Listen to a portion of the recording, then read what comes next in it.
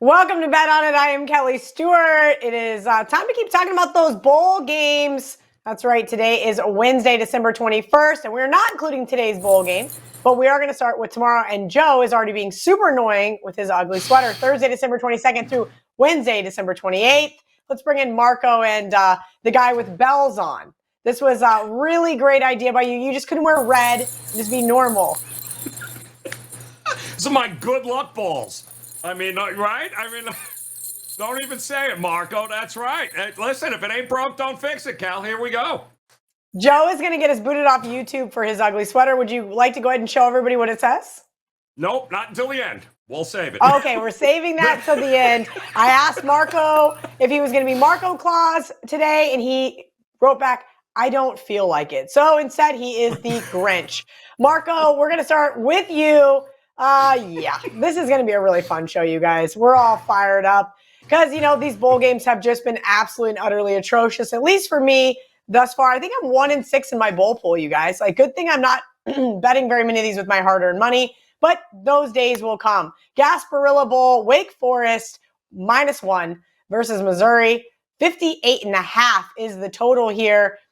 Help me make it make sense, Marco. You've got a pretty okay SEC team, just catching one measly point to a Wake Forest team that I think really showed some promise this year. Granted, they ended up losing in overtime to Clemson, but that road win at FSU, Mizzou, again, yeah, they had Georgia on the ropes. And then what?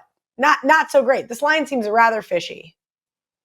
Well, it seems fishy, Kelly, because, you know, we've got guys leaving left and right for teams, the transfer portal, which just absolutely driving me crazy. I mean, we're seeing line moves late in games on game day that don't make sense. And some of them are win, most of them are not. It's just crazy stuff. I got a win last night with Liberty. I don't know how it happened, but I'll take it.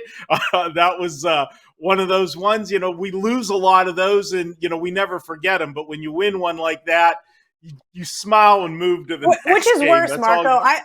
I'd like to ask you. So the late line move spooked me on Troy. I stayed off. And then I said, you know what? I've not been doing well with coaches that have left their team, so I'm not going to bet Liberty. So I cost myself a 2-0 on those two.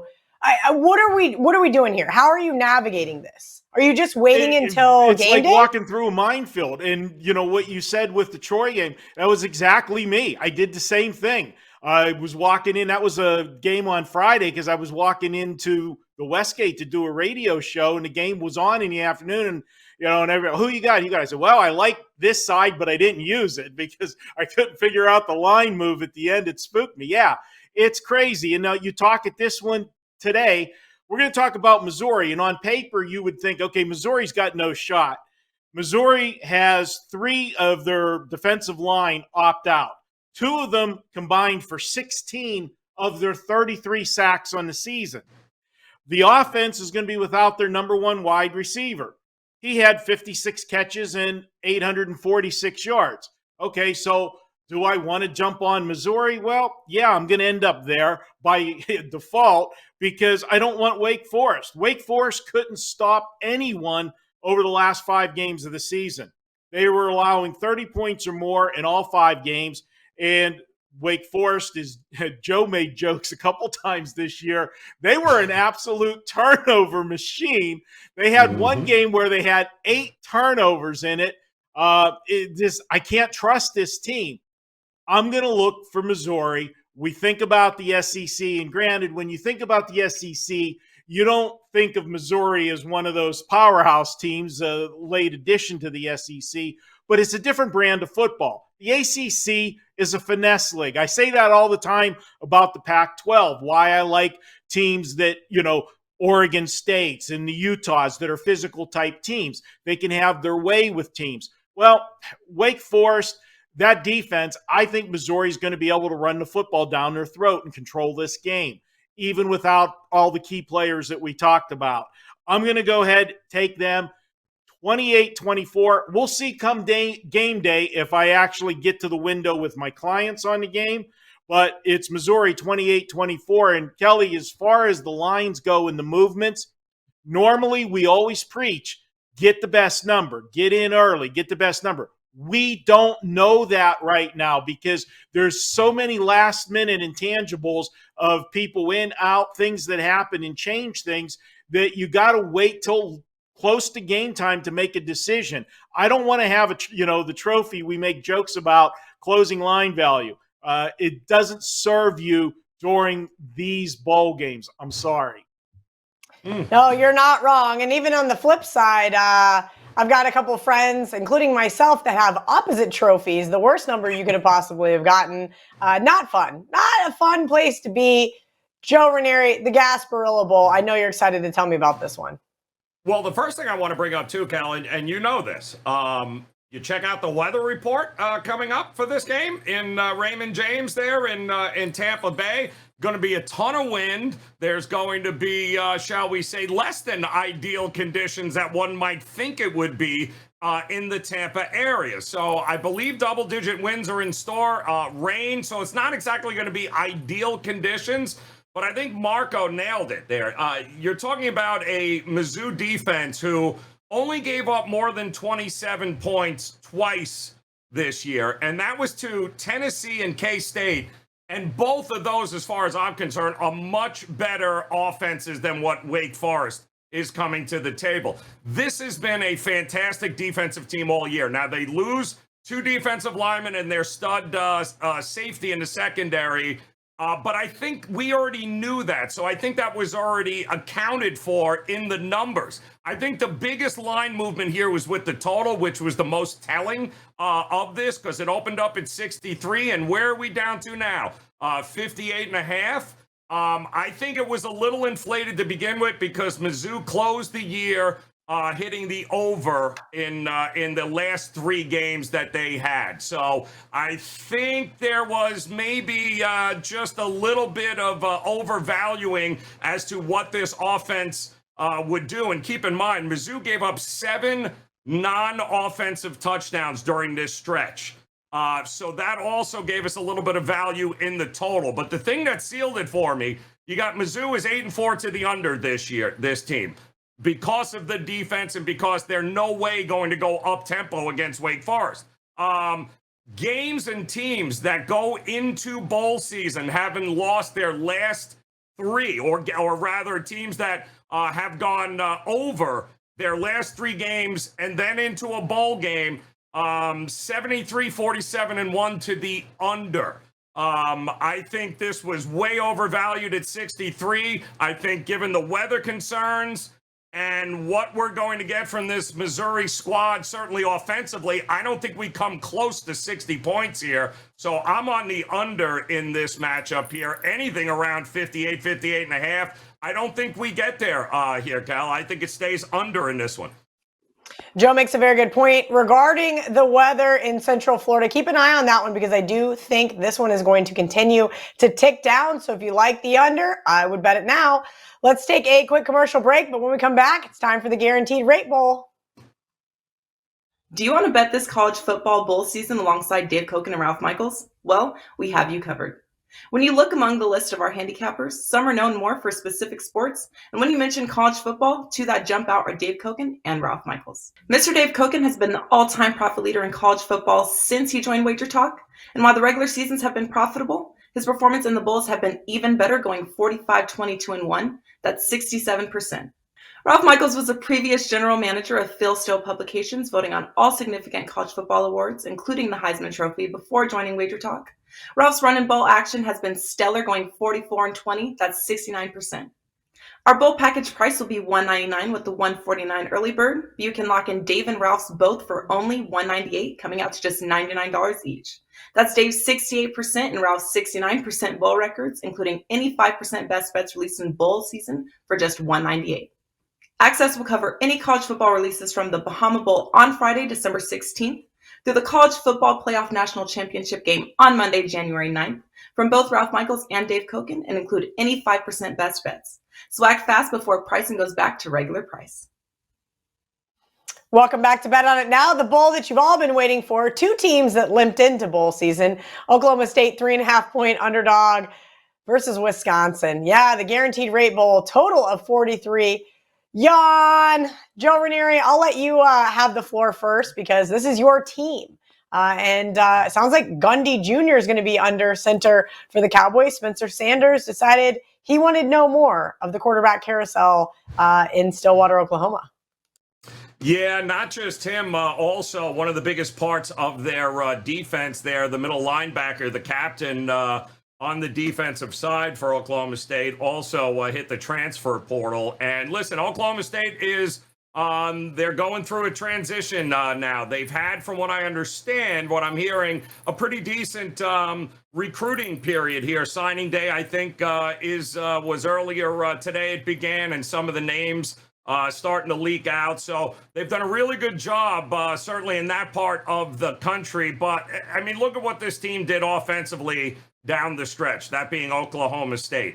They weren't very good. We know that Spencer Sanders was dealing with that shoulder injury. The minute they had to take him out and insert everybody else, including Gundy's kid there, Gunner, it started to go sideways. I mean, the points just aren't there. Now you give me a fact that the defense also losing some key pieces, but not just, by the way, with Oklahoma State. We got the same situation with Wisconsin. We're going to have a backup quarterback there. Mertz is gone now. Allen is really the big name that's left in this bowl game for Wisconsin. But listen, this is going to be Leonard's last game, right? He's already made the decision that, Fickell had talked to him and said, hey, we'd love to have you stay on board. But he's like, yeah, no, I'm good to go. I'm out of here. So the defensive side of Wisconsin is going to be up for this game. They're going to want to send him off. They're going to lay it out on the line for Jim Leonard here in his final game at Wisconsin. And I expect Wisconsin to be just as good defensively as they have been for the last, 5 years since he's been there. Offense is going to be hard to come by, though, with both of these teams. I just don't see either team lighting the defenses up here. I mean, I lean Wisconsin, but ultimately, Cal, I think what we're going to get here is a lot of running, a lot of maybe 3 and outs and punting. And when I put it all together and looked at the numbers, under 21 and a half in the first half. I mean, the total's only 43 and a half in this game. I don't think we get 3 touchdowns in the first half of this game. I think it's going to be a back and forth 10-3 type of situation going into the second half. So to me, this is a first half underplay. I don't want nothing to do with the side. Marco, doing the prop shop segment with Errol and Andy now has my brain working. I know we don't do it for college football because it's hard to find these numbers, but tell me how Braylon Allen doesn't just run all over this Cowboys defense. Well, Kelly, Oklahoma State hasn't been able to stop a running team all year, and I don't see that happening now. And I'll tease it a little bit. Hint, hint. We're going to ground and pound with our best bet. That'll be coming up a little later in the show, and it happens to be in this game. So you can figure out which side I'm going to go with. Let's just say I hope the W gets us a W. There you go. All right. Liberty Bowl, Wednesday, December 28th. Woo! Kansas. Can't believe they made a bowl game. Speaking of terrible down the stretch, just a 3-point underdog to Arkansas. Total, though, this is one of the higher bowl game totals we've seen thus far. Total 69 here. You can insert your own joke. I don't have a very good one. Marco, I took the 4. We were actually doing bet on it 2 weeks ago. Joe was, getting us all set up and stuff on the page, and he said, whoa, this Kansas line's on the move, 4.5 to 4.5. There's some 4s. And so he and I both have some 4.5 and some 4 in pocket, because I kind of knew we'd be able to come back on the other side if we had to. Now I'm looking at this one going, all right, as I mentioned, KU down the stretch wasn't impressive. Maybe they just saw a little bit of regression. To me, whether it's Bean, whether it's Daniel, I don't really care. I think that these two are not that big of a drop-off from one another. I do think it will be Daniel starting. He is 5-2 this year in games that he actually played in. But we'll see. Arkansas's defense, they're losing a lot of guys, right? I know that they, on paper, have the more talented roster, but I'm just not sure they do. Yeah, Kelly, I'm with you on the dog here. I'm looking at Kansas. The Arkansas team, both teams enter at 6-6. And that was something I wanted to bring up in the earlier bowl games that we did. we talk about this time of the year. You said how you navigate through in trying to find motivation. And it's even harder this year, like we say, with players opting in and out, who's staying, who's going, and everything else. But one thing that we have looked at in the past, at least I have, is if a team's sitting at 6-6, sometimes you get a little bit of motivation because that team doesn't want to finish with a losing season. Now, there's asterisks to that. Obviously, if you're a team that generally has 10 wins or more each season, getting that motivation not to have the losing season, are you really that excited? Oh, well, 7-6, we did it. No, it's not there. But the average run teams, and that's where I'm going to go here with Kansas. We know, and I know you love to bring it up, Kansas has not been significant in football forever. So this does mean something for them be able to have a winning season. They started the season out spectacular, 5 straight wins, and they were scoring points in bushels. They put up 55, 56, 48, but they were catching teams at the right time.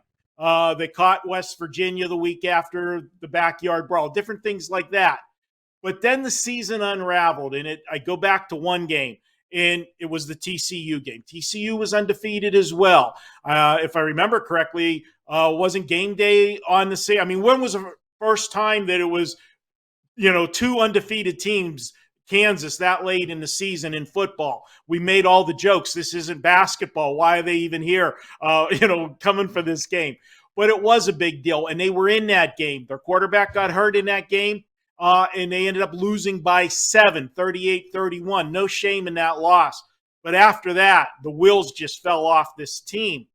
Now they've had a month to regroup, go into the bowl game, and I think when you look at coaches and you look at motivation, we got a better situation with Kansas. Why? Well, Arkansas is having some, coaching flow. You've got Barry Odom has taken the job here, going from a coordinator at Arkansas to take the head coaching job in UNLV. A lot of different things in Arkansas. Or how excited can they be to be in this particular bowl? I am going to go with Kansas. I think they're the live dog. I think they're the motivated team in here, and I'm going to ask them to show us what we saw the first half of the season, not the second half. Give me Kansas plus the points. Should be an entertaining game. We've seen a lot of low-scoring games so far. This isn't going to be one of them. 41-35, Kansas. Whoa, Marco likes the over as well, it sounds like. Joe, Lance Leopold has been excellent in his tenure as a head coach in bowl games. Does that affect your handicap at all here? Or do you think that maybe we need to come back on the other side with Arkansas? Well, it's Arkansas is just in no man's land. I mean, 6-6. You got 2 6-6 teams, but one team is absolutely ecstatic that they won 6 games. The other team is like, oh, this absolutely sucks. It's not hard to figure out which is which here, especially given who we learned now over the last couple of weeks won't be in here for Arkansas. Listen, at full strength, yes, Arkansas is the better team. But given this situation and who Arkansas lost, they lost their first team All-American and All-SEC center, Ricky Stromberg, gone. Their leading pass catcher, the leading receiver on this team, Jaden Hasselwood, gone. Going to the draft. Their first team All-SEC, All-American linebacker, Drew Sanders, 10 sacks this year. He was the leader of the defense. He's gone, going to the NFL draft. And their number 2 tackler, another linebacker, Bumper Pool. And who doesn't love a linebacker named Bumper Pool? He's opting for surgery. So when you put all of this together, we've lost 3 of the top 4 pass catchers, won't be in this game for Arkansas. All of the guys that made the defense somewhat tolerable are now gone. And the biggest problem with this Arkansas team all year was the defense, and that was with those guys. Now that they're out defensively, how is Arkansas any better than the teams that Kansas had success offensively against? Look at it. West Virginia, Houston, Duke, Oklahoma State, all teams Kansas had success in. All of those teams have mediocre to less than mediocre defenses. That also includes Arkansas. motivation. One team wants to be here, one team doesn't. We have seen what Kansas can do offensively against defensive squads, less than mediocre. That's exactly what this Arkansas squad is. I'm with Marco. I think there's only one way to look here. They are going to be ecstatic. And don't forget, even, people are worried about Daniels. Well, did you see his backup play here, Bean? I mean, you got two guys that you're not getting a whole big drop off if they have to come into the game for Kansas. I see no problem with them dropping 30, 40 points on this Arkansas defense, which really doesn't want to be here. Love it, love it, love it, love it. We got a nice little CLV trophy there, but I do think KU is worth a money line sprinkle. We're going to take a quick commercial break, but when we come back, it's best bets for next week's bowls. In the spirit of the holidays, we want you to celebrate with your favorite Wager Talk or Sports Memo handicappers and do it at a discount by giving you a one-time 25% off everything you can fit into your cart between now and midnight on December 25th using coupon code GIFT25 when checking out. While this coupon can only be used once at Wager Talk and once at Sports Memo, the value is unlimited and there is no limit on what you can add to your cart when redeeming. Daily, all access, season, pick your team, and even mix and match handicappers as the combinations are endless. Remember, there is no limit to the number of handicappers at Wager Talk and Sports Memo you can lock in, but coupon code GIFT25 will expire at midnight on Christmas. On behalf of everyone at Wager Talk, Sports Memo, and Gold Sheet, we want to thank you for supporting us in 2022 by watching our videos, following us on social media, and trusting us with your wagers. However you celebrate, we wish everyone a Merry Christmas and Happy Holidays.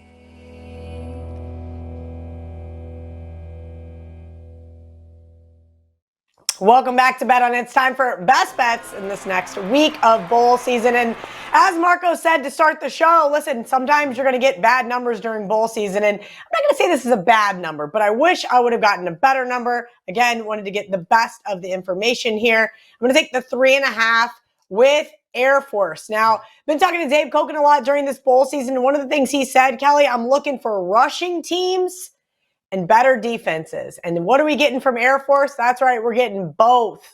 This defense has allowed just 5 scorers in their last 6 games. Listen, I think that Baylor is a good team. I like Dave Aranda, but as Joe just mentioned and how we spoke about Kansas and Arkansas, and one team's really excited to be there and the other team is just feeling defeated. Yeah, that stretch of K-State, TCU, Texas, I think might have just taken every ounce of soul that Baylor had left. Blake Shapen, while I do think he is a solid quarterback, that defense is going to smother him. And when they do, they take him out of his rhythm. I'm afraid he might throw a couple of interceptions. So I'm going to take the 3.5 with Air Force, who's 5-1, straight up in their last 6 games. I think they can win this one as well. So don't forget to sprinkle on the money line. Marco, I know you love these bowl games so much that you have a best bet for me. Yes, I do, Kelly. And it is one of the games we already previewed. I didn't have much to say, so I'll expand on that now. Yes, I'm going with Wisconsin. I am laying the 3.5. Oklahoma State, I just got to question the mental state of this team.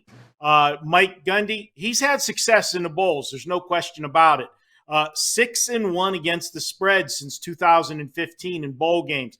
This is a little bit of a different landscape. Here's a team that's entering the bowls at 7-5, higher expectations coming in. You've got the quarterback carousel that we saw all year. Spencer Sanders getting hurt. When he was not healthy and they had other options in there at quarterback, Oklahoma State was a turnover machine down the stretch. How about 14 turnovers in the team's last 5 games? And speaking of Spencer Sanders, he has been at Oklahoma State 4 years. He's got 1 year of eligibility left because of the COVID rule. Does he want to spend that last year at Oklahoma State? He said, no, I see you guys. I'm leaving. I'm out. It's been nice. That doesn't send a good message to me, the state of this team. I can't back them. And then let's look at the facts. We know what Wisconsin's going to do. Wisconsin's going to try to ground and pound. They'll throw the ball when necessary, but they're going to beat you in the trenches. And Oklahoma State, not so much. They have given up these are just some of the lowlights of the season. 224 yards on the ground to TCU, 211 to Texas, 199 to Kansas State, 351 to Kansas. How the hell did Kansas run for 351 yards against them?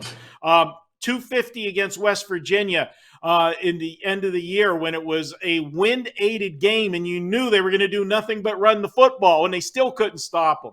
No, I'm going to go with Wisconsin here. And oh, by the way, Wisconsin's 6-6. Wisconsin's a team that usually expects more, but getting that winning season, win number 7, I think there's going to be the motivation there. Why?